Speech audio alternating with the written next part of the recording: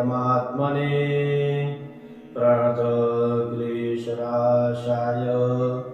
गोविन्दाय नमो नमः। शङ्करं शङ्कराचार्यं केशवं बादरायणं सूत्रभाष्यकृतं वन्दे भगवन्तो पुनः पुनः। बोलिए श्री एकादशी मैया की जय। युधिष्ठिर ने पूछा, जनार्दन, अब मैं यह सुनना चाहता हूँ कि भाद्रपद मास के कृष्ण पक्ष में कौन सी एकादशी होती है, कृपया बताइए। भगवान श्री कृष्ण बोले, राजन, एक चित्त होकर सुनो। भाद्रपद मास के कृष्ण पक्ष की एकादशी का नाम अजा है।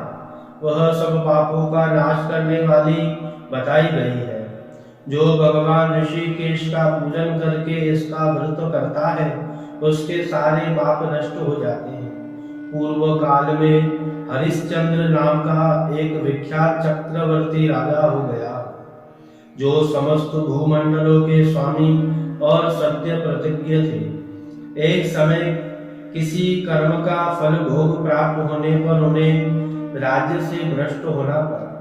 राजा ने अपनी पत्नी और पुत्र को बेचा, फिर अपने को भी बेच दिया।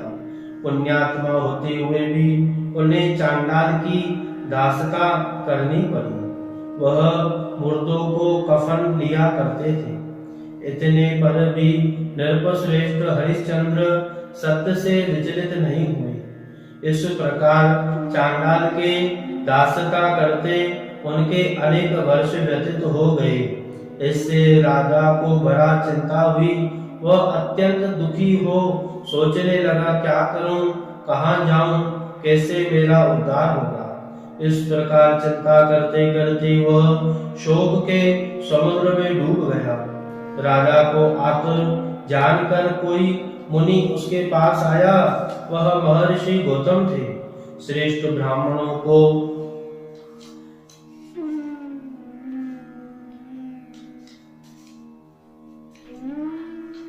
आया देख नृपश्रेष्ठ उनके चरणों में प्रणाम किया और दोनों हाथ जोड़ गौतम के सामने खड़ा होकर अपना सारा दुखमय समाचार कह सुनाया। राजा की बात सुनकर गौतम ने कहा, राजन, भादो के कृष्ण पक्ष में अत्यंत कल्याणमयी अजा नाम की एकादशी आ रही है, जो पुण्य प्रदान करने वाली है। इसका व्रत करो, इससे पाप का अंत होगा। तुम्हारे भाग्य से आज के 7वें दिन एकादशी है। उस दिन उपवास करके रात में जागरण करना। ऐसा कहकर महर्षि गौतम अंतर्ध्यान हो गए। मुनि की बात सुनकर राजा हरिश्चंद्र ने उस उत्तम व्रत का अनुष्ठान किया। उस व्रत के प्रभाव से राजा सारे दुखों से पार हो गया। उन्हें पत्नी का सानिध्य और पुत्र का जीवन मिला। आकाश में धुंधुबियां बज उठी। देवलोकों से फूलों की वर्षा होने लगी। एकादशी के प्रभाव से राजा ने अकाट्य राज्य प्राप्त किया और अंत में वह पुरजन तथा परिजनों के साथ स्वर्गलोक को प्राप्त हो गए। राजा युधिष्ठिर, जो मनुष्य इस व्रत करता है वह सब पापों से मुक्त हो स्वर्ग में जाता है।